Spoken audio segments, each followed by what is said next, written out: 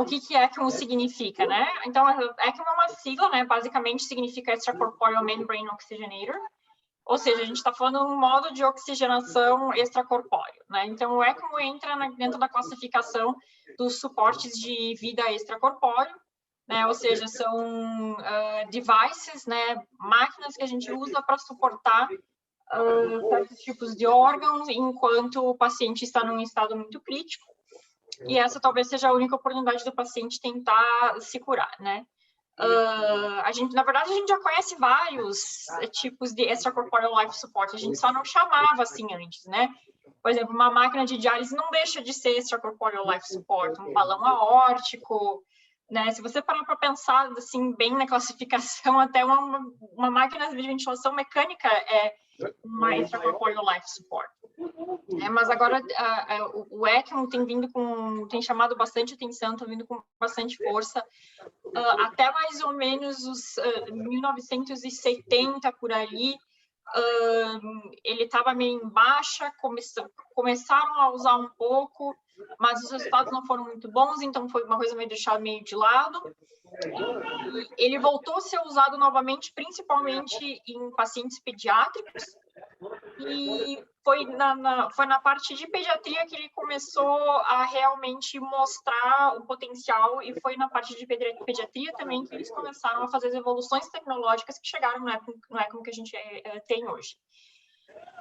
Ali por meados de 1990, 1992, acho que foi quando a gente teve a primeira pandemia da H1N1, foi um momento em que o ECMO veio com tudo também na América do Norte, porque eles estiveram novamente, assim, similar à situação que a gente está vivendo agora. Já tiveram uma epidemia muito grande de pacientes com insuficiência respiratória, então eles começaram a colocar esses pacientes em ECMO, usar pacientes adultos, e eventualmente, né, a tecnologia foi ficando cada vez melhor, e de lá para cá é uma tecnologia, uma opção que só cresce. Então, a gente vê, hoje em dia, se você olhar no ECMO Registry que existe online, você vai ver que os números de ECMO runs aumentam tanto por instituição. As instituições estão cada vez tendo mais máquinas, estão cada vez tendo mais pessoal para correr esses ECMOs. E também o número de instituições que estão começando a aderir a essa opção estão cada vez aumentando, então cada vez mais a gente vai ver isso vindo com bastante força. E agora, claro, com a epidemia de Covid, acho que é uma coisa que também caiu na boca de todo mundo, principalmente depois que o ator o Paulo Gustavo teve internado e teve sua terapia ECMO, então eu vi que apareceu no Jornal Nacional, apareceu no Fantástico. Então, acho que também é uma coisa que a população vai começar a falar, vai começar a questionar, vai começar a perguntar sobre, né? Então, isso aí, né, como uma forma de suporte extracorpóreo. Existem duas opções de ECMO atualmente.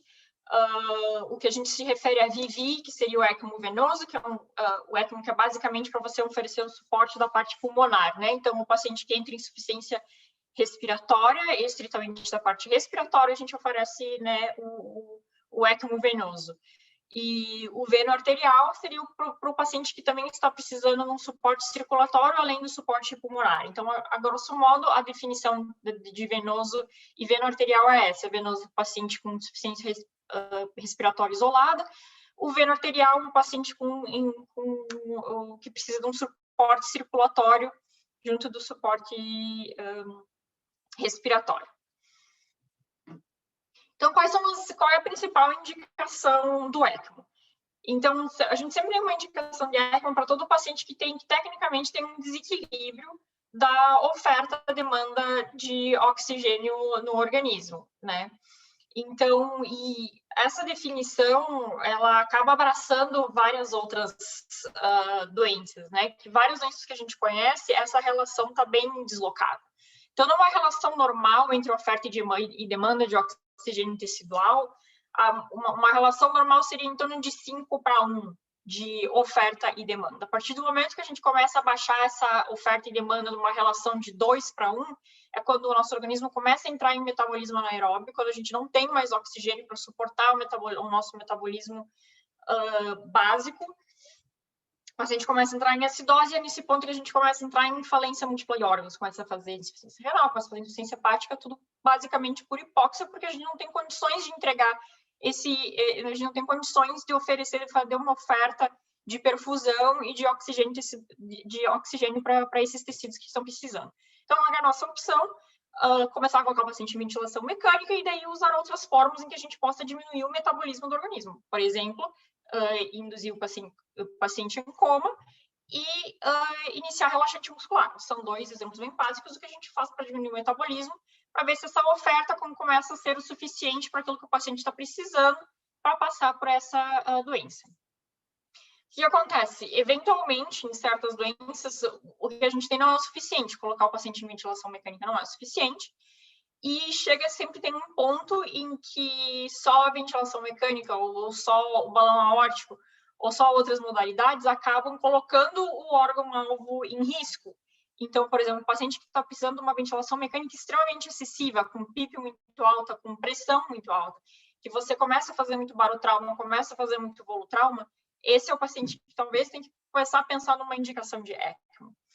Né? E a mesma coisa com o VA-ECMO, o paciente que não está mais conseguindo suportar a parte circulatória, está com doses de vasopressor que já estão, além de não estar fazendo, de nos dar o benefício que a gente quer do tratamento, essas doses extremas de vasopressor já estão colocando outros órgãos em risco, como, por exemplo, uma vasopressina a 8 unidades por hora, e você está colocando a parte intestinal em risco porque já está fazendo isquemia mesentérica. Né? Então, quando você chega a esse ponto em que o seu tratamento convencional já não está mais oferecendo o benefício que a gente quer, mas você chegou no ponto que ele está, inclusive, pondo outros órgãos e o próprio órgão em risco, esse é o momento de talvez você pensar em indicar um ECMO. Então, indicações de ECMO, agora sendo um pouco mais específica, né? Então, esses pacientes que entram em falência respiratória, como eu falei, que eles não estão mais respondendo à ventilação mecânica, não estão mais respondendo à relaxante muscular, à posição prona, que agora são esses pacientes que a gente está vendo muito com toda a questão da epidemia do Covid. Pacientes com hipertensão pulmonar, que ainda tem um ventrículo direito que consegue suportar a parte de circulação, você consegue aliviar com o VV-ECMO. Pacientes com doença pulmonar terminal, esses pacientes, eventualmente, eles estão na lista de transplante, mas, eventualmente, eles chegam em pontos que eles descompensam muito, e a única forma de conseguir manterem eles vivos o suficiente para chegar no transplante é, às vezes, trazer ele para o hospital e colocarem em ECMO. Então, essa é uma outra opção. No caso do VA-ECMO, né, então, os pacientes com colapso circulatório, choques dos mais variados tipos, choque cardiogênico, parada cardiorrespiratória, das mais variadas causas, choque séptico, em que, eventualmente, o aparelho circulatório não consegue mais dar conta do tamanho vasodilatação e tamanha demanda. Pacientes que falham em saída de cardiotomia, né, pacientes que falham em sair de bomba durante cirurgia cardíaca, é outra indicação, que atualmente eu acho que é uma das mais utilizadas, provavelmente, para o VA-ECMO. E outra aplicação que está aparecendo bastante agora também é para fazer intervenção coronariana percutânea em pacientes de alto risco.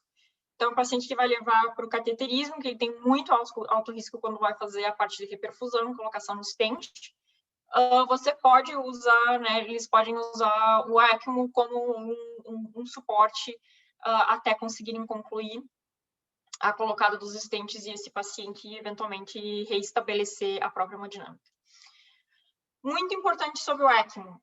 Todas as indicações de ECMO, elas têm que ter uma causa potencialmente reversível. A gente tem que sempre lembrar que o ECMO, por si só, não vai tratar a causa de base. Então, a causa de base para a qual a gente está indicando o ECMO tem que ser uma causa potencialmente reversível. Senão, esse paciente não tem mais indicação de estar passando pelo estresse de um ECMO, né? Eu acho que essa foto aqui ficou famosa no mundo inteiro. essa foto aqui é de Paris, é um paciente que fez uma parada cardiorrespiratória dentro do Louvre e eles colocaram um ECMO dentro do Louvre. Em Paris, na França, na verdade, Paris em especial, não lembro se em Lyon tem, mas em Paris eu sei que tem, eles têm uma ambulância especial que tem todo um equipamento de ECMO dentro para assistir com essas paradas cardiorrespiratórias assistidas, né, presenciadas, em que o paciente é candidato, eles começam a parte de ressuscitação e eventualmente canulam, colocam em ECMO para tentar salvar o paciente. É uma coisa, assim, já bem extrema andar com ECMO dentro de uma ambulância, já é outro ponto, mas é para assim, dar uma ilustração de aonde que o ECMO está chegando atualmente. Outros usos do ECMO. Então, conforme a gente vai usando, a tecnologia vai melhorando e essas coisas vão aparecendo, assim, que nem, por exemplo, Paris, que tem um ECMO dentro de uma ambulância que eles levam para cima e para baixo, esses usos do ECMO acabam se expandindo muito, né? Conforme também o conhecimento vai aparecendo, a expansão do uso do ECMO acontece. Então, o que está aparecendo bastante agora, atualmente, no transplante hepático, está aparecendo muito candidato a ECMO. Primeiro porque várias doenças que uma vez eram consideradas motivo para você tirar esses pacientes da lista de transplante, porque eles não tolerariam um transplante, hoje em dia a gente sabe que o transplante é o único tratamento para isso. Então, pacientes com hipertensão porto-pulmonar, pacientes com síndrome hepatopulmonar, a gente sabe hoje em dia que o único tratamento dessa doença é o transplante, ao invés de você tirar eles da lista, esses pacientes eles têm que ser transplantados. Mas eles são pacientes de alto risco, são pacientes com uma mortalidade muito alta. E como que a gente pode fazer para suportar essas questões pulmonares? É colocar o paciente em ECMO. Falando do transplante hepático ainda, pacientes que fazem uma síndrome de reperfusão muito grave, uma síndrome de reperfusão muito severa, fazem parada cardíaca durante a fase de reperfusão, esses pacientes também são candidatos a talvez você pensar em colocar em ECMO. No nosso hospital, nós já tivemos alguns casos. Nós colocamos 2 pacientes com síndrome hepatopulmonar em ECMO. Uma ficou 100 dias em ECMO pós-transplante e saiu. E o outro nós colocamos durante a cirurgia e eventualmente foi desmamado. Mas são casos, né, que a gente expandiu esse uso para a parte do transplante hepático. Transplante de múltiplos órgãos, principalmente em pacientes que têm doenças imunomediadas, assim como, por exemplo, deficiência da forma antitripsina, esclerodermia, com acometimento mais sistêmico, pacientes com fibrose cística, que precisam de transplante de vários órgãos, né? Então, quando a gente faz transplante combinados, assim, transplante pulmonar e hepático ao mesmo tempo, que é o que eventualmente acontece com esses pacientes. Muitos desses pacientes precisam ainda do suporte do ECMO, até para conseguir tolerar o transplante, toda a mudança na questão dos fluidos por causa do transplante hepático, para o pulmão conseguir tolerar a parte hepática, a gente coloca esses pacientes em ECMO também. Alguns acabam precisando pós-operatório, alguns a gente consegue desmamar antes, mas é uma opção também. Esses dias eu vi um relato de uso de ECMO para um manejo de via aérea difícil, uma via aérea extremamente difícil e que não tinha opção de traqueostomia, não tinha opção de intubação. Então, esse paciente foi colocado em ECMO antes de ser induzido e antes da cirurgia cirurgia de cabeça e pescoço conseguir estabelecer uma via aérea definitiva nesse paciente, esse paciente foi colocado em ECMO. E essa aqui é uma que ainda gera bastante desconforto quando a gente fala, que é a questão de uso de ECMO para manutenção de órgãos.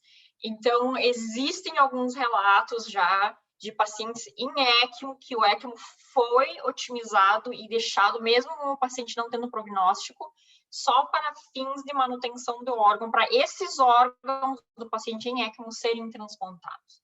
Então, né, usando o ECMO para oferecer todo um suporte hemodinâmico de perfusão para os órgãos, para esses órgãos poderem ser transplantados ainda com uma qualidade boa para um outro paciente.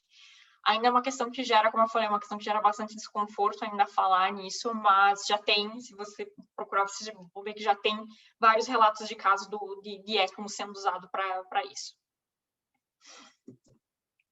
Então, tá aí uma foto do dito cujo. Esse aqui é o mesmo que nós temos no nosso hospital, que é o da Maquet. Eu acho que é o que a maioria tem, pelo menos o que eu vejo assim nos hospitais. E ele é uma máquina relativamente pequena quando a gente compara com uma máquina de perfusão extracorpórea, né? Aquela que a gente tem na sala de cirurgia para cirurgia cardíaca.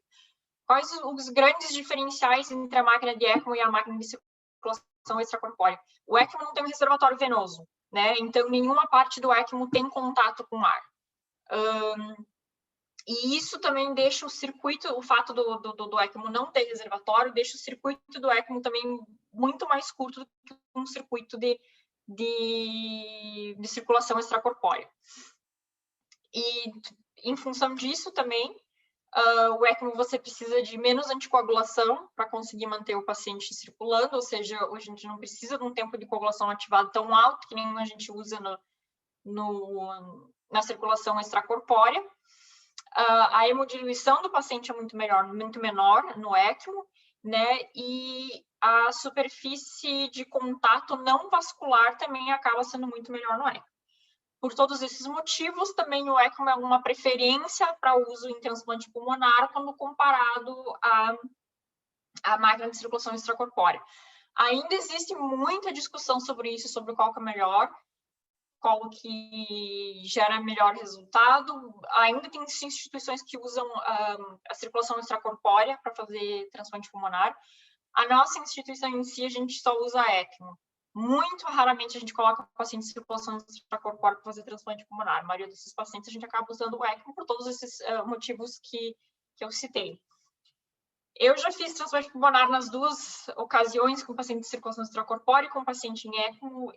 Pessoalmente, eu ainda prefiro o ECMO. Eu acho que os benefícios de colocar o paciente em ECMO versus os benefícios de colocar o paciente em circulação extracorpórea são muito maiores, né?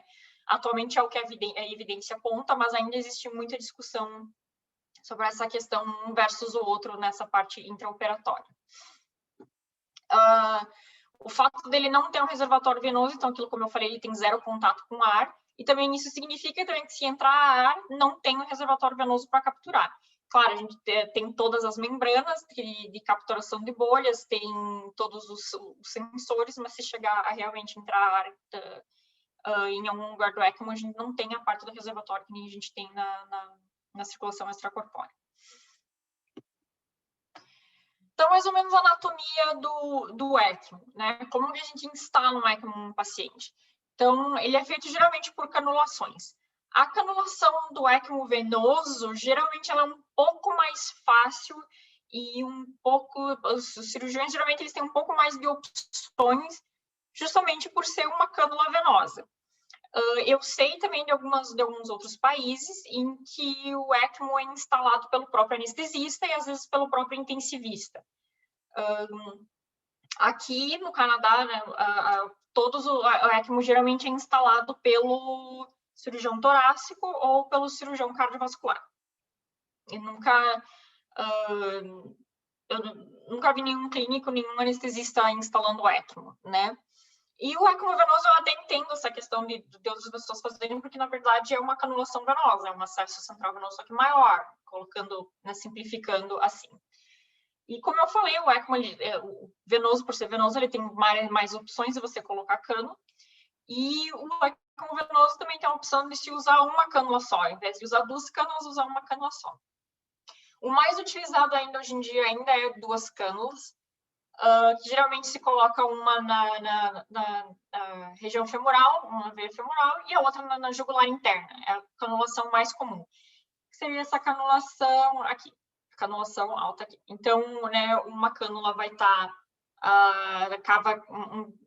uma canulação vai estar dentro do átrio, que é a cânula que vai devolver o sangue para dentro do coração, e a outflow cannula vai ser a cânula que está levando o sangue para dentro da membrana, que seria a cânula que sempre fica na cava inferior. Então, o sangue sai da cava inferior, passa pela membrana, oxigena, tira CO2 e volta pela cânula que está no átrio, preferencialmente apontada para a válvula tricúspide. Daí vai passar por circulação pulmonar, não precisa, já é um sangue completamente oxigenado, chega no ventrículo esquerdo e daí o ventrículo esquerdo ejeta para o resto do corpo, para o resto do organismo normalmente, né? Essa cânula aqui em especial, que é uma cânula que se chama Avalon, que é a cânula única, uma cânula duplo lumen única, ela ficou bem famosa no início quando ela foi colocada no mercado, principalmente porque é uma, como eu falei, é uma cânula única colocação, e o que o pessoal mais gosta dessa cânula é que, pelo fato de ser uma só no pescoço, você consegue deambular o paciente dentro da UTI com a cânula venosa, com o ECMO. Qual que é o grande problema dessa cânula? Como ela tem 3 lumens, na verdade, 2 lumens que vão estar fazendo a parte de outflow, né? Sugando o sangue da cava inferior e cava superior e levando para a máquina, e depois devolvendo por um outro lumen que tem que estar exatamente posicionado na entrada do átrio em direção à válvula tricúspide. O grande problema dessa cânula é que qualquer mexidinha na cânula, qualquer mau posicionamento da cânula, o paciente entra em recirculação. Então, o que acontecia? Os pacientes começavam a deambular, começavam a andar, a cânula mexia, o ECMO parava de funcionar, o paciente entrava em colapso, né? Então, está se usando muito pouco essa cânula. Aqui em Toronto, ao menos, muito poucos pacientes estão recebendo essa cânula porque deu bastante problema. Eles tiveram muito problema em relação ao posicionamento. O ECMO venoso geralmente é colocado na UTI mesmo, só com a fluoroscopia. Esses pacientes não vêm para o centro cirúrgico. Então, só com a fluoroscopia, e mesmo assim ainda estava tendo muito mau posicionamento dessa cânula. Então, eu acho que aqui e em vários outros lugares essa cânula também está entrando em desuso, justamente por essa parte do mau posicionamento da cânula. Em relação à anatomia do ECMO, eu quero dizer como, né, que o ECMO funciona. Como eu falei antes, então o sangue vai sair da cava inferior, né, vai para a drenagem venosa, né, qualquer uma que a gente chama, passa pela centrífuga, a bomba é sempre de centrífuga, passa pela membrana, onde vai ter fluxo de oxigênio, troca de calor, a máquina vai esquentar aquele sangue, e vai devolver para o átrio direito. Do átrio direito vai para a circulação de ácido oxigenado, para a circulação pulmonar e, eventualmente, para o resto do organismo. Né? O que acontece? Esse sangue nunca vai ser 100% oxigenado, porque sempre existe algum certo grau de mistura, sempre existe um certo grau de shunt. Porque se a gente está tirando o sangue da cava inferior para ir para o circuito para ser oxigenado e para ter o CO2 removido, ainda tem uma parte da circulação que vai passar pela circulação pulmonar, que é o que está vindo da cava superior, e vai chegar no átrio direito sem ter passado pelo ECMO. Então, esse grau de shunt sempre existe, o sangue nunca vai estar 100% oxigenado. Sempre vai ter, nesse ponto aqui, vai ter uma mistura. Então, é isso que esse diagrama faz. Né, os bolinhas azuis aqui são sangue não oxigenado, e o roxo são onde há mistura. Que eu falei, sempre, eventualmente, você sempre vai ter algum certo grau de mistura antes de chegar no organismo todo. Isso é tanto verdade para o VV ECMO quanto para o VA ECMO. Em relação ao VA ECMO, as canulações não são, como eu falei, elas são um pouco mais limitadas, porque você depende de uma canulação arterial. Então, geralmente, o VA ECMO a gente coloca ou central ou periférico. Central, a gente se refere como central, aquele que o paciente está com o peito aberto. Né? Geralmente, intraoperatório, de cirurgia cardíaca ou cirurgia pulmonar, que eles fazem canulação direta, como se fosse uma circulação extracorpórea mesmo. Né? Então, uma cânula vai no átrio direito, a outra cânula na aorta. Nos pacientes que vão, eventualmente, para a UTI, a gente não pode deixar eles em ECMO central. Se esse paciente não vai ser desmamado do ECMO antes de ir para a UTI, essa circulação tem que ser passada para para periférica, ou seja, artéria femoral e jugular interna, geralmente é o que se usa, ou punção femoral. Grande reclamação da parte femoral, o paciente não pode deambular, e a chance de infecção da parte femoral é sempre maior do que quando colocado tudo no pescoço. Mas, em relação a isso, o ECMO via ECMO acaba sendo um pouco mais limitado, e ele tem que ser, geralmente acaba sendo na femoral, né? Então, a parte do circuito vai drenar na veia, vai drenar do venoso, vai para a bomba vai passar pela membrana, vai ser oxigenado, vai tirar CO2, ou seja, a parte pulmonar ele vai fazer de qualquer forma, vai passar, vai fazer um bypass do sistema circular e vai voltar pelo sistema arterial. Então, o sistema arterial é onde o nosso sangue oxigenado vai entrar de novo. O que acontece? Existe sempre algum nível de interação entre o ECMO e a nossa circulação nativa. Tá? Então, alguns fenômenos acontecem quando a gente coloca em ECMO o paciente que está em colapso circulatório.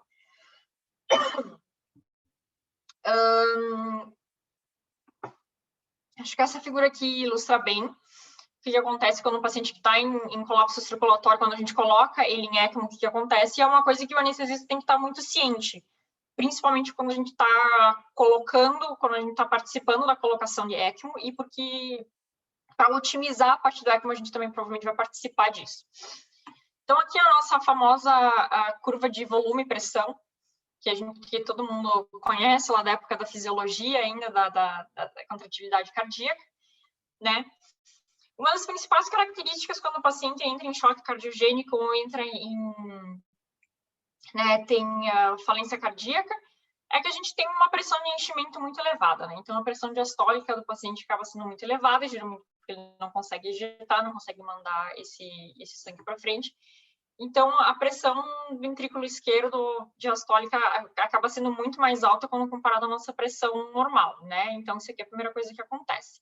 A pressão diastólica se eleva, todas as nossas pressões de enchimento se elevam. Então, o que a gente faz? E aí, vamos colocar esse paciente em ECMO. A gente coloca o paciente em ECMO, e o que acontece? O ventrículo direito, você consegue aliviar muito bem, mas o ventrículo esquerdo não consegue. Então, o que acontece? Você coloca só o ECMO eleva essa pressão de enchimento ainda mais. E como o ECMO reestabelece uma parte da circulação e a cânula de entrada do ECMO é via arterial, esse aumento da pressão arterial também causa um aumento na pós-carga. Então, se você tem um ventrículo que já estava falhando, ele pode falhar mais ainda. Mas então como assim? Não era para isso aí estar resolvendo o problema? Sim, ele está resolvendo o problema. Mas você não pode, o que a gente não pode fazer é achar que o ECMO vai assumir todo o serviço da parte cardíaca e achar que a partir do momento que colocou o ECMO, não, agora estamos bem. Não é bem assim que funciona. Essa elevação da pós-carga do paciente em ECMO e essa elevação da pressão de enchimento do ventrículo esquerdo, tudo isso pode piorar ainda muito mais a condição atual do ventrículo esquerdo. Como essa pressão de enchimento, porque apesar do ECMO, o ventrículo esquerdo ainda está recebendo sangue da circulação pulmonar, que ainda está passando por lá, pelo mesmo motivo que eu falei da questão do VV-ECMO, a gente ainda tem sangue chegando do lado direito do coração via cava superior ou cava inferior, e o ventrículo esquerdo ainda é o ponto de drenagem do seio coronariano e das Pepisian veins. Tudo aquilo drena no ventrículo esquerdo. E aquilo o ECMO não está drenando. Aquilo está por conta do ventrículo esquerdo de ejetar para frente. Então, se você tem um ventrículo esquerdo que já está falhando, ainda tem esse volume chegando, e o fluxo do ECMO está alto o suficiente para manter a sua pressão arterial em 90, esse ventrículo esquerdo não vai conseguir ejetar. Ele não vai conseguir ejetar contra aquela pressão. O que acontece? O ventrículo esquerdo para de ejetar, a válvula aórtica para de abrir, e o paciente começa a entrar em edema pulmonar, em função do ECMO. A tensão de parede pode colocar esse ventrículo em isquemia, se não era um ventrículo que estava isquêmico, agora você pode começar a fazer isquemia, em função de toda essa tensão de parede de ventrículo. Se é no ventrículo por isquemia, ainda vai ficar pior ainda. E esse sangue estagnado dentro do ventrículo esquerdo, que não está sendo ejetado, é um sangue parado, é sangue que vai formar coágulo, e esses coágulos eventualmente vão voar para todos os lados. Então, é muito sério colocar um paciente em VA ECMO, principalmente esses pacientes que estão com uma falência cardíaca muito significativa. Então, só o ECMO sozinho, ele não vai fazer todo o trabalho. Esse paciente tem que ter, e aí é por isso que o VA ECMO é um pouco mais complexo, e é por isso que eles colocam várias vezes, eles trazem o paciente para o centro cirúrgico, várias vezes não, mas 100% das vezes eles trazem o paciente para o centro cirúrgico para colocar o ECMO. Esse paciente tem que estar muito bem monitorizado. A gente geralmente está com eco transesofágico, e a gente está tentando regular o fluxo do ECMO de acordo com aquilo que a gente está vendo no eco transesofágico. A partir do momento que a gente vê a válvula aórtica que não está mais abrindo, a gente avisa e manda diminuir o fluxo do ECMO para ver se a gente consegue sempre tentar estimular o ventrículo esquerdo a ejetar. Então, tudo isso que eu falei, aqui nas curvas a gente pode ver que quando a gente coloca o ECMO sozinho, a pressão diastólica do ventrículo esquerdo ainda é muito alta. E o volume, o débito cardíaco aqui, que é essa parte aqui que atravessa a curva, é muito mais baixo do que quando a gente coloca o ECMO como um agente inotrópico. Por quê? Justamente por causa disso, porque a gente tem que ajudar o coração a ejetar contra essa pressão que agora o ECMO está gerando, contra essa pós-carga que o ECMO gerou, e a gente tem que dar um jeito de colocar todo aquele sangue que está voltando para o ventrículo esquerdo ainda, tem que dar um jeito de ejetar, de colocar aquilo para frente. Senão o ECMO não vai funcionar. Então, além de tudo isso, muitos pacientes, eles ainda não respondem aos inotrópicos, então, muitos pacientes a gente ainda tem que levar geralmente para o cateterismo, para tentar colocar outras opções e associar outros mecanismos para tentar tirar ele desse estado. Uma opção é fazer uma septostomia interatrial, pode associar com um impela, para o impela conseguir ejetar o que está dentro do ventrículo esquerdo, como uma última opção, é realmente pegar e colocar um vente cirúrgico no ventrículo esquerdo para tentar aliviar toda essa pressão dentro do ventrículo esquerdo. A maioria dos pacientes respondem ao uso de inotrópico, ao menos na nossa experiência aqui, a gente vê os pacientes em VA ECMO, a maioria deles responde à associação com inotrópico, e às vezes eu tenho que até colocar um vasodilatador para diminuir um pouco a pós-carga e esse ventrículo esquerdo volta a ejetar.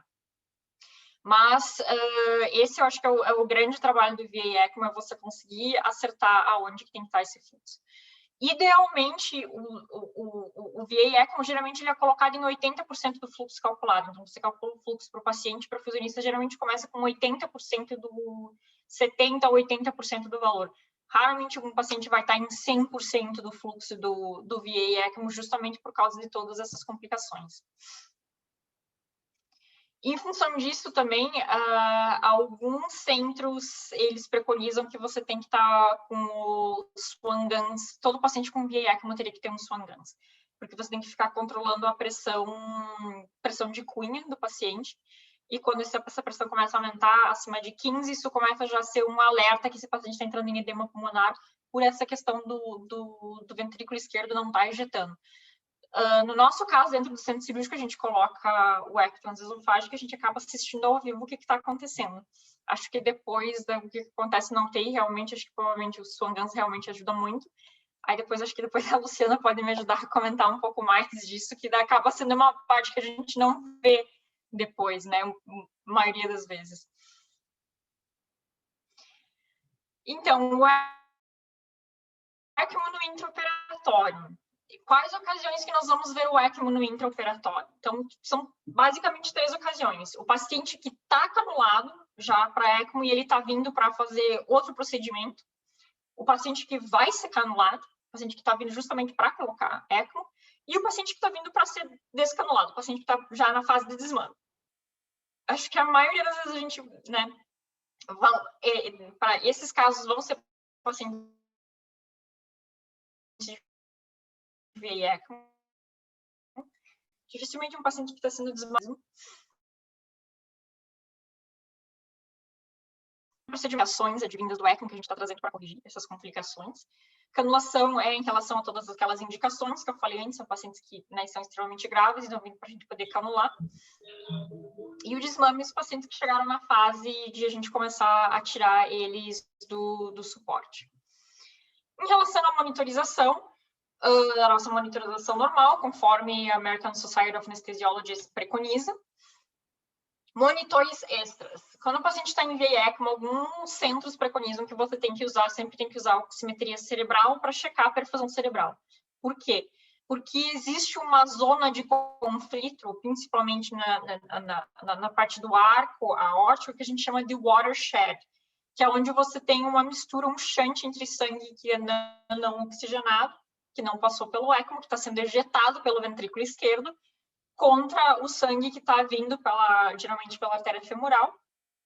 Isso realmente só acontece quando está canulado pelo femoral, que está vindo pela artéria femoral, mas não está chegando alto o suficiente no arco. Então, o que está passando pelo arco é o que está saindo ejetado do ventrículo, que geralmente é sangue que não está oxigenado.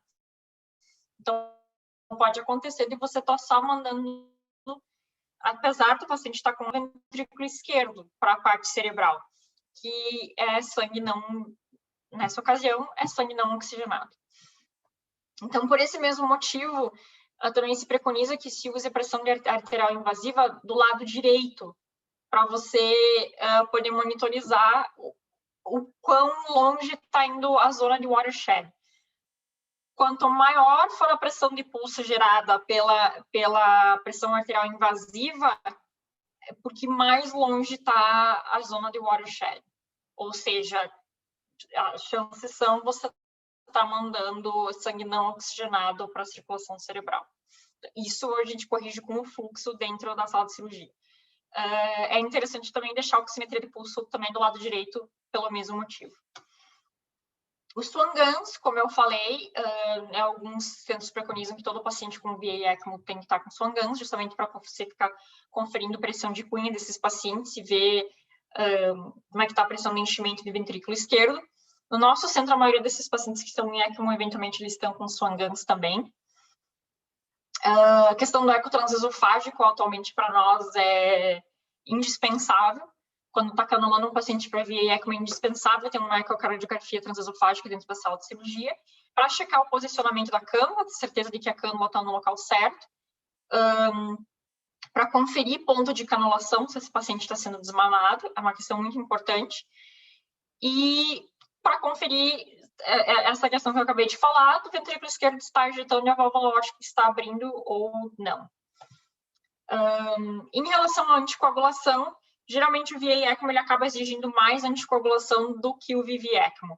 Então, geralmente, o nosso objetivo é manter um tempo de coagulação ativado entre 180, na verdade, aqui os 200 são 220, 180 entre 220, né? Isso a gente vai fazer também durante a canulação, e se o paciente está vindo da UTI, está vindo de algum outro lugar, a gente vai sempre conferir e tentar manter esse padrão de anticoagulação. Alguns pacientes a gente não consegue anticoagular. Existem pacientes extremamente complicados que você não tem como colocar anticoagulação no paciente. Pacientes com sangramento ativo, pacientes que já fizeram algum evento hemorrágico usando o ECMO, e você tem que eventualmente parar de usar anticoagulação. Existem vários estudos mostrando hoje, principalmente europeus, mostrando que talvez a anticoagulação não seja tão necessária assim quanto a gente acha para o ECMO em si. O circuito do ECMO já é heparinizado, né? Mas alguns centros já usam ECMO sem anticoagulação, sem uma anticoagulação tão pesada quanto se usa atualmente. Alguns centros preconizam que se você tiver com fluxo, contanto que seja com fluxo maior que 3 a 5 litros por minuto, você pode usar um ECMO sem anticoagulação.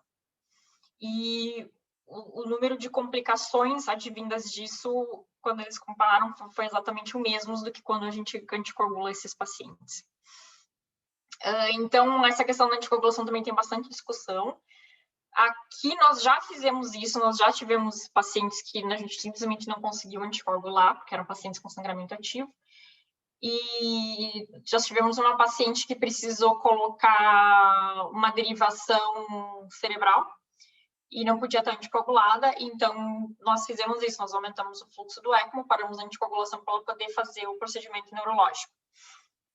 Claro, tudo isso são discussões, são coisas que estão vindo à tona, né?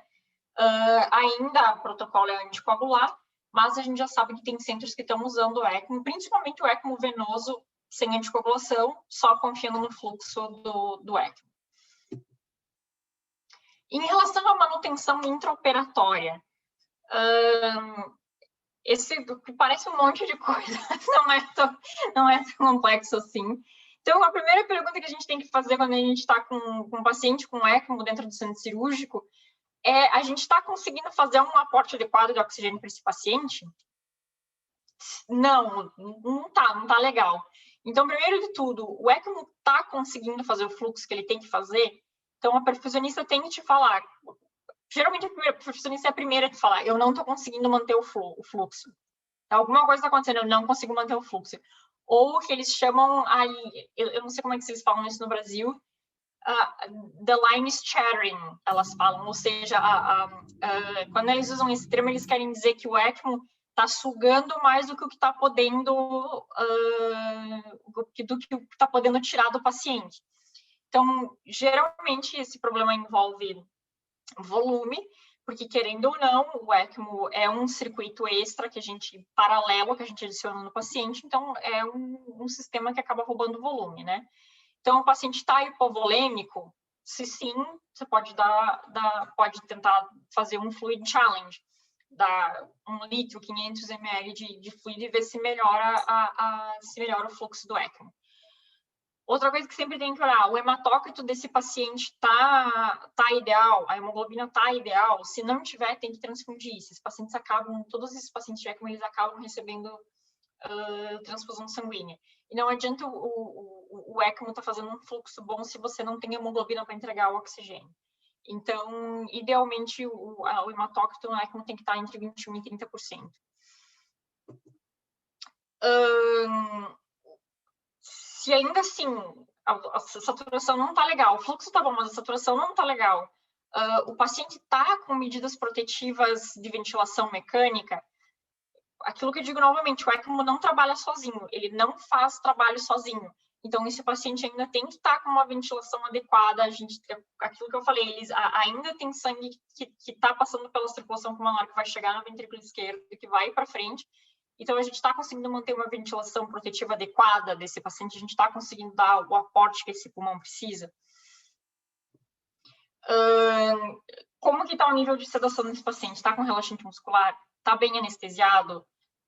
Esse paciente precisa esfriar esse paciente para melhorar a questão metabólica, para ter um aporte de oxigênio melhor?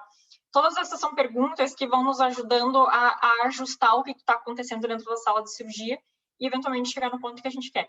Se tudo isso não funciona, ainda está apanhando, chega uma hora que tem que começar a considerar óxido nítrico, prostaciclinas, inotrópicos, começar a otimizar os inotrópicos. Esse aqui é mais para esse gráfico é mais para VV ECMO, mas o que a gente faz para o VA ECMO é uma coisa extremamente parecida.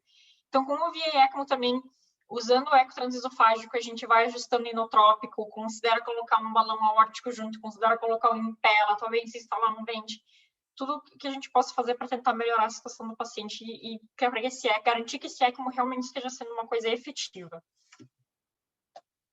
Então, os objetivos hemodinâmicos de um paciente em ECMO, né? Então, geralmente, a gente mantém... No VA ECMO, a gente vai acabar perdendo bastante da pulsatilidade do paciente, né? Que o ECMO é fluxo contínuo. Então, manter uma pressão arterial entre 50 e 70 milímetros de mercúrio.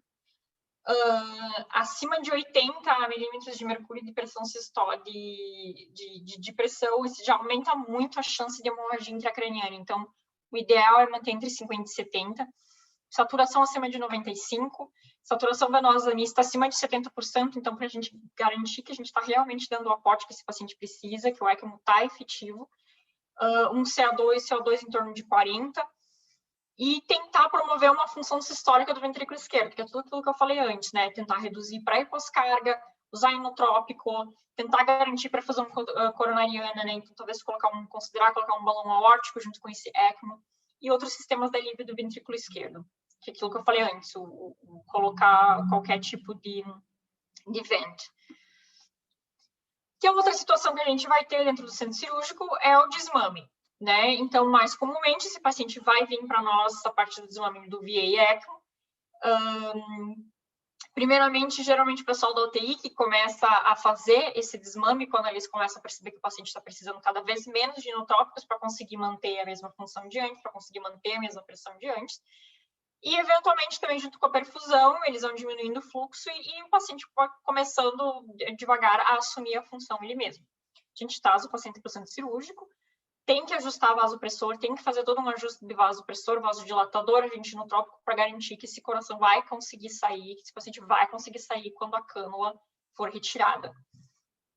A resposta hemodinâmica, como eu falei, pode ser seguida com um eco transesofágico, que a gente consegue fazer esse seguimento ao vivo, ou via Swan-Ganz, né, calculando todas as pressões que o Swan-Ganz nos oferece. Em relação ao VA ECMO, é muito importante sempre verificar todos os pontos de canulação, principalmente os pacientes que foram canulados centralmente, porque exatamente como nos casos de circulação extracorpórea, quando a gente canula com um paciente com pressão arterial muito alta, ou, na verdade, qualquer canulação, a gente sempre tem um risco de dissecar e fazer dissecção de aorta, né? Isso, às vezes, é especialmente comum em paciente, às vezes, que está fazendo parada cardíaca. O que acontece? Quando a gente está massageando, está fazendo toda a fase de ressuscitação, a gente sempre faz aquele 1 miligrama, a gente sempre faz 1, 2, 3 miligramas de adrenalina, e quando como começa a circular, a adrenalina começa a fazer, eventualmente começa a fazer efeito, a pressão arterial vai para cima e esses pacientes dissecam. Então, eu já vi alguns pacientes dissecarem em função da canulação do ECMO. Então, é sempre muito importante, se tem um eco transesofágico, conferir todos os pontos de canulação para ter certeza de que está tudo bem, né? O VV ECMO geralmente é de canulado na UTI, mesmo o pessoal da medicina intensiva e a perfusão que fazem. Eles dependem menos de trazer esse paciente para o centro cirúrgico, porque não tem, né, não tem função arterial. Então, geralmente, ele é de canulado na UTI. Complicações relacionadas ao ECMO. Então, aquilo que eu falei, a parte de hipoperfusão cerebral, em função do fenômeno de watershed que tem, hipoperfusão de membro inferior, é especialmente comum com o VA ECMO, porque você faz uma canulação arterial, então a femoral né, acaba fazendo oclusão da artéria femoral do lado, né, da perna onde está inserido o ECMO. Aqui é protocolo para todo paciente que está com VA ECMO, eles colocam uma cânula distal para perfusão do membro. Mas, eventualmente, a gente volta e a gente vê esses pacientes vindo para fazer reperfusão do membro porque perdeu em função do ECMO. Mau posicionamento de cânula, uma coisa que eu acho que é a principal complicação. E é uma coisa que sempre tem que checar, sempre que o perfusionista está falando que não está conseguindo fazer fluxo, tem que conferir o posicionamento de cânula. Se o paciente está no centro cirúrgico, tem que colocar o eco transesofágico e conferir onde está a cânula de entrada, onde está a cânula de saída, para ver se você realmente está circulando onde deve, porque a cânula entra via hepática, a cânula está muito baixa, a cânula está muito alta. Isso acontece, é mais comum do que se pensa, e você acaba com todo o eco como se ele não estiver circulando como tem que circular. Edema pulmonar, como eu falei antes, as complicações tromboembólicas, que acontecem principalmente nos pacientes que ficam bastante tempo em ECMO, complicações hemorrágicas em função da necessidade de anticoagulação, e as complicações vasculares, que são as que eu citei agora, quando o paciente acaba dissecando em função de canulação e todas né, essas questões cirúrgicas. Complicações tromboembólicas e hemorrágicas ainda são as complicações mais comuns que a gente acaba vendo no paciente que fica bastante tempo em ECMO. E para terminar, para finalizar, considerações éticas do ECMO. Todo ECMO tem que ter um plano. Não é colocar o paciente em ECMO e depois a gente vê o que faz. Não, o ECMO tem que ter um plano. Ele tem que ter um plano de entrada e ele tem que ter um plano de saída. Não é uma coisa meio né, a Deus dará. Então, todo ECMO tem que ter um plano. tem que ter um plano que seja de desmame, tem que ter um plano para uma terapia definitiva, se o paciente vai para transplante, vai para uma revascularização, vai para uma endarterectomia pulmonar, o que vai daqui para frente. Então, todo ECMO tem que ter um plano. Aí, tudo que eu falei lá no início, todo ECMO tem que ser por uma causa reversível, e se ele tem uma causa reversível, então ele tem que ter um plano de tratamento dessa causa reversível. Tem que deixar sempre bem claro para a família de que esse é um último recurso, né? Principalmente agora, depois, com toda essa propaganda que a mídia fez do ECMO, essa ideia de que existe uma coisa que vai salvar todo mundo, não é bem assim que funciona. Então, tem que deixar bem claro para a família que é um último recurso.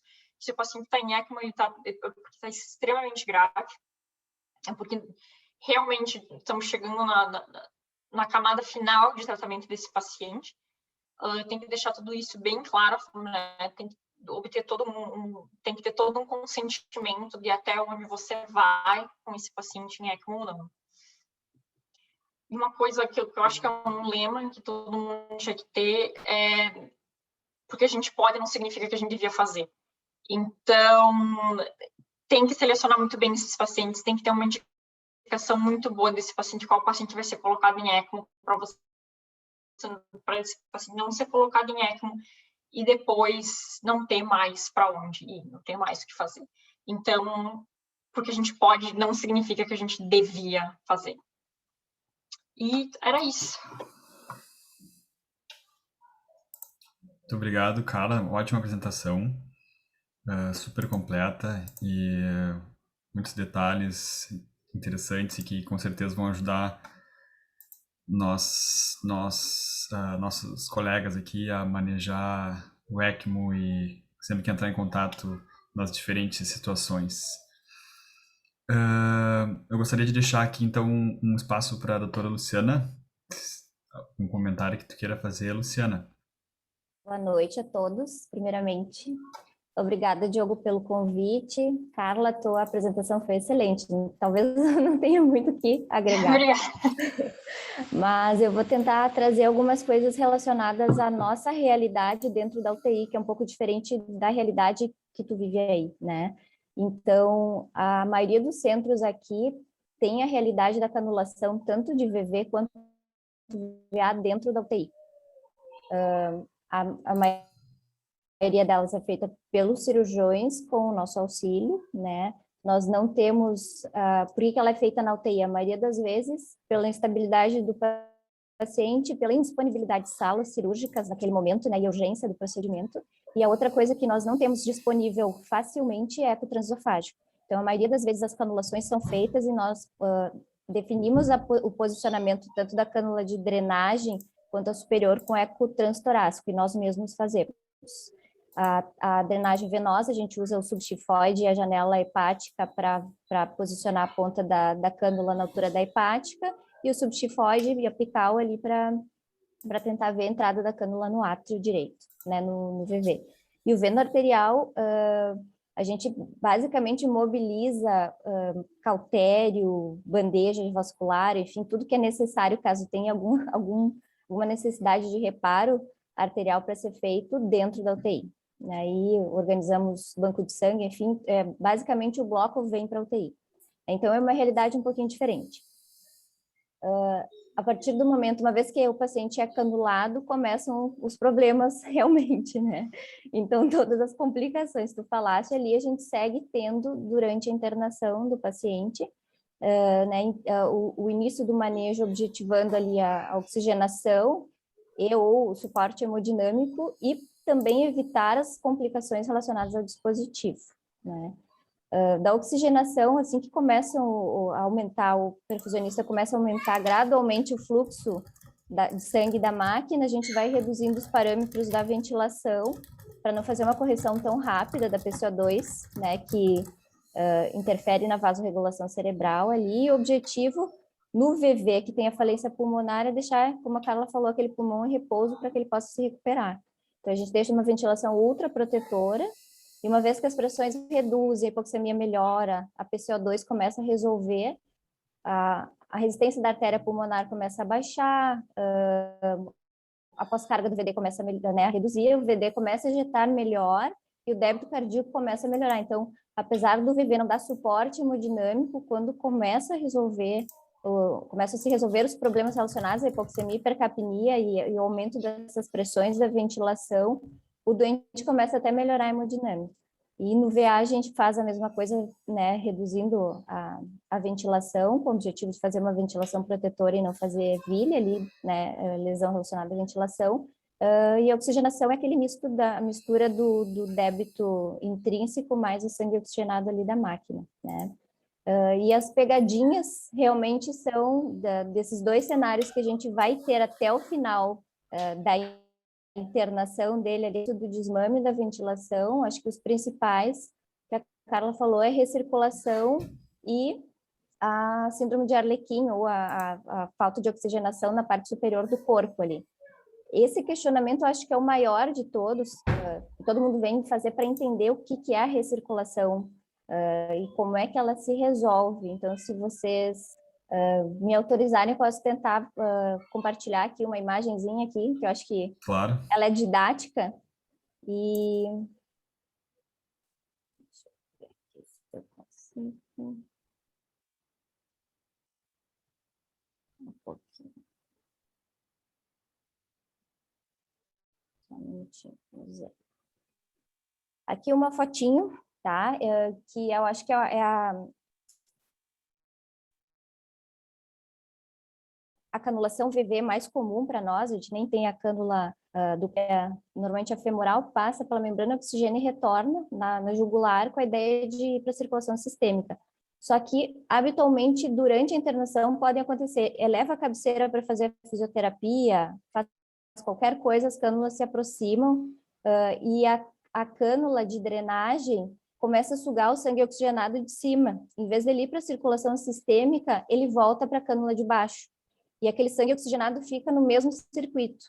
O paciente, se coletar uma gasometria antes da membrana, vai ter uma saturação alta e a do paciente fica baixa. Então, às vezes, é uma coisa simples, ajeitar uma cabeceira, posicionar melhor o paciente, ou até reduzir o fluxo da máquina, que pode estar um fluxo aumentado, um aumento de rotações e puxando o sangue de cima. Então, eu acho que essa figura didática que eu já usei algumas vezes para as pessoas entenderem o que é a recirculação no VV, tá?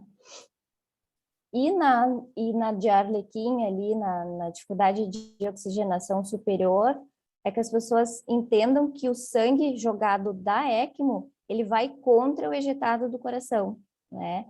Então, se o paciente tem algum débito intrínseco ou se ele está começando a recuperar a função cardíaca, o sangue da ECMO não vai conseguir chegar lá na raiz da aorta. E eu vou ter aquele problema de fazer, né, talvez até fazer uma isquemia cerebral, ou infarto tipo 2 por hipoxemia, se os pulmões do paciente em paralelo estão com uma pneumonia, estão congestos, atelectasia, enfim, que eu não tenho uma saturação adequada. Nesse contexto, se faz o manejo ventilatório da UTI, como qualquer paciente, para tentar otimizar a troca, e se realmente tudo que for feito não for, né, o suficiente, a gente pode até adicionar uma cânula venosa na jugular e dividir os fluxos e devolver, né, fazer um método híbrido e dar um pouco de sangue oxigenado para o paciente ali e resolver esse problema, tá? Então, acho que essas figurinhas aqui são as que a gente leva para a internação inteira e são diariamente os problemas desses dois pacientes, dos pacientes nesses dois cenários, né? A outra coisa que é importante falar da vivência da UTI acho que uma das maiores complicações relacionadas ao dispositivo é o sangramento. A gente tem disponível aqui no Brasil o TCA e KTTP, né, o TTPA como controles da anticoagulação. O ideal seria ter o antifator da ASA, que eu acho que vocês têm aí, né, Carla, para medir a anticoagulação. Não tem? Não fica fazendo o fator anti-DASA, faz a...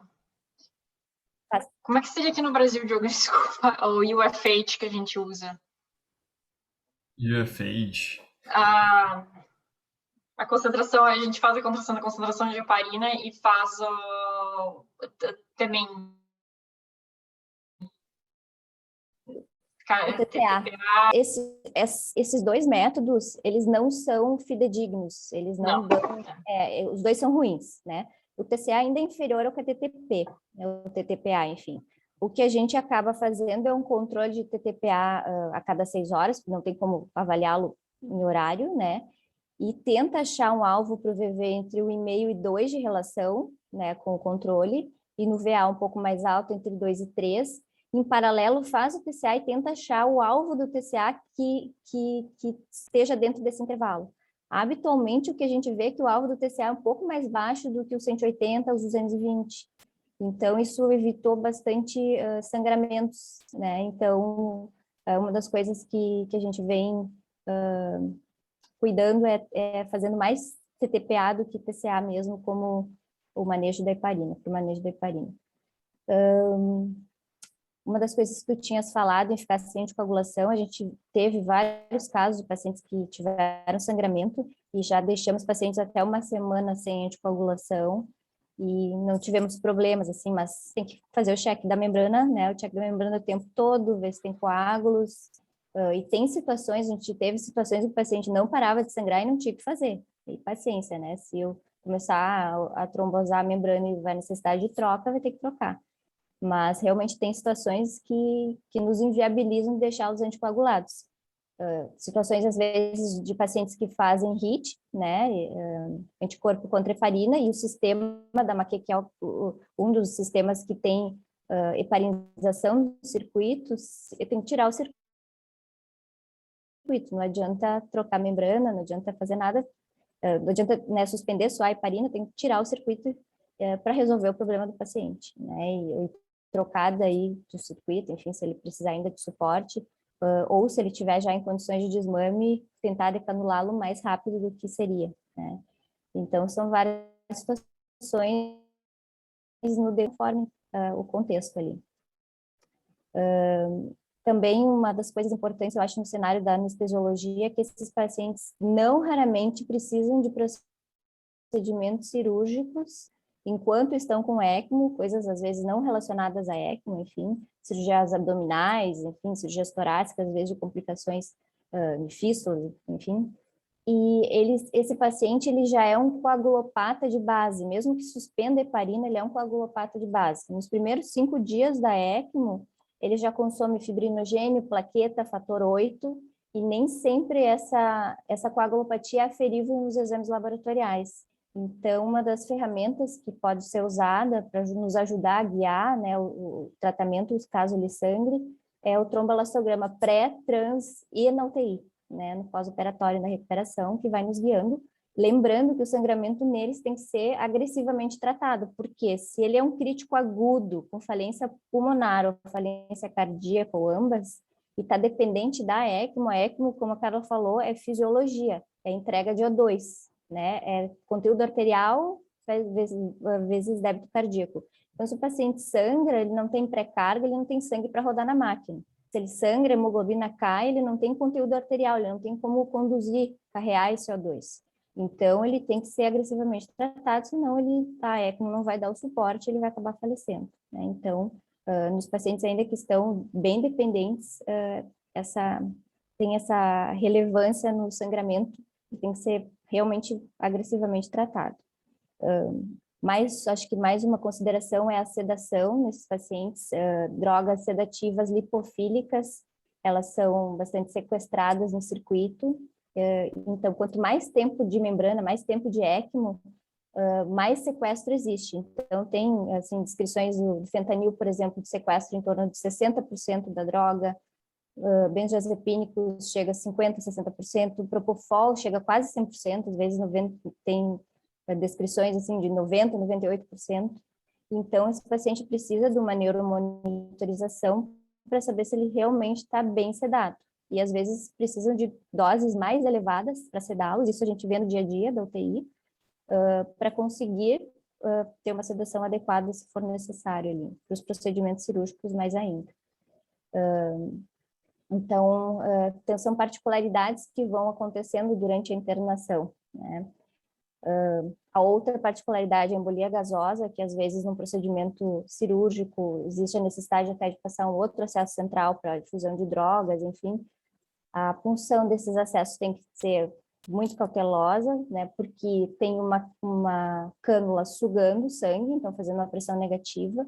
Então a punção tem que se cuidar para não deixar entrar ar. Tem relatos até de embolia de guia metálica, né? Graças a Deus é rara, mas já tem relatos sobre isso. Então tem que ser uma punção bem cuidadosa, fazer Trendelenburg, evitar que os vasos fiquem colabando para não puxar ar e não fazer uma embolia maciça no paciente.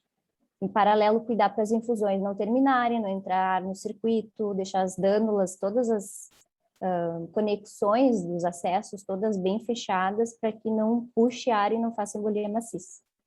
Né? Então, são vários detalhezinhos, assim, no decorrer do cuidado que vão seguindo todas as complicações e outras que vão sendo agregadas no decorrer, né? Então, na verdade, um time multidisciplinar que fica em cima do paciente para evitar que essas complicações aconteçam.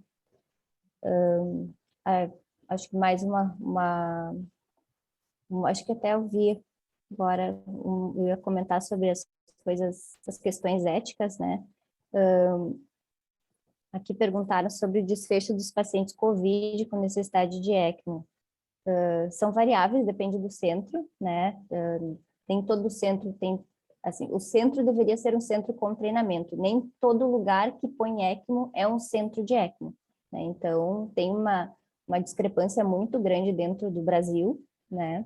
E uma das coisas importantes dentro das considerações éticas que a gente vem falando dos pacientes com COVID é que na era pré-Covid, quando os pacientes fechavam em torno de 3 semanas, 20 dias de doença aguda, e eles não tinham uma perspectiva de recuperação funcional, e não eram candidatos a transplante do órgão ou dispositivo de longa permanência para, enfim, para ter mais sobrevida ou ponte para transplante mais tardio, esses pacientes eram considerados como futilidade terapêutica e se considerava decanulação, né? Nos pacientes com COVID, se viu que a doença é muito tardia, a melhora é muito tardia.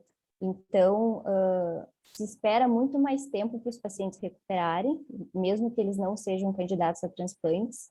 Algumas reuniões que eu participei de colegas assim de outros países, enfim, eles estão aguardando inclusive até 2 meses de doença para definir que esse paciente realmente tem futilidade terapêutica, né? Nós temos aqui vários, 2 meses e meio em ECMO. E realmente era uma coisa que a gente não via antes. Exato. Antigamente se pensava, bom, esse paciente não é ponte para nada, ele não vai ficar né, com esse dispositivo. Agora, nesse perfil de pacientes, né, com COVID, a avaliação é um pouquinho diferente, assim, então se espera mais tempo, né, e se vê se ele agora já tem transplantes em pacientes COVID, né, transplantes de pulmão, então se ele for ponte, ele segue com o dispositivo, segue com suporte extracorpóreo, e se não, se espera um pouco mais de tempo para definir que esse paciente não é, né, não deve mais ficar no suporte. Eu acho que as considerações que eu tinha eram essas. E a gente chama de chicoteamento, o trepidar da cama, vários termos. Chicoteamento. Faz todo Ela sentido. chicoteia. Porque ele faz isso mesmo, você olha e ele tá... Exato. Então tá bem. Alguém gostaria de fazer mais alguma pergunta, pessoal? Acho que já foi respondido, né, do desfecho dos pacientes com Covid. Obrigado, Luciana, foi ótima a tua participação. Eu que agradeço. Eu acho que esses cuidados são muito importantes para nós durante o procedimento anestésico em paciente já com ECMO, né? Essa parte da punção, das dânulas, de deixar ela fechadinha. Às vezes a gente está distraído e esquece, e realmente é um perigo, né? Aspirar continuamente ar para dentro do sistema. E o tratamento agressivo também da coagulação, né? E da hemoglobina, né? Que depende tudo do fluxo e da hemoglobina, né? Não tem outra coisa, né? Então, se tu não tiver hemoglobina, infelizmente não tem como tu tá entregando oxigênio adequadamente. Eu acho que é isso. Já são 8h45. Eu queria agradecer, então, a participação de todos, agradecer a Carla e a Luciana pela participação, muito obrigado mesmo, a Carla lá de Toronto e a Luciana daqui, super especialistas, né, e que vieram agregar muito no nosso conhecimento aí sobre esse dispositivo. Agradeço a todos por participarem e boa noite e nos vemos na próximo webinar. Muito Um abraço a obrigada. todos. Obrigada. Obrigada.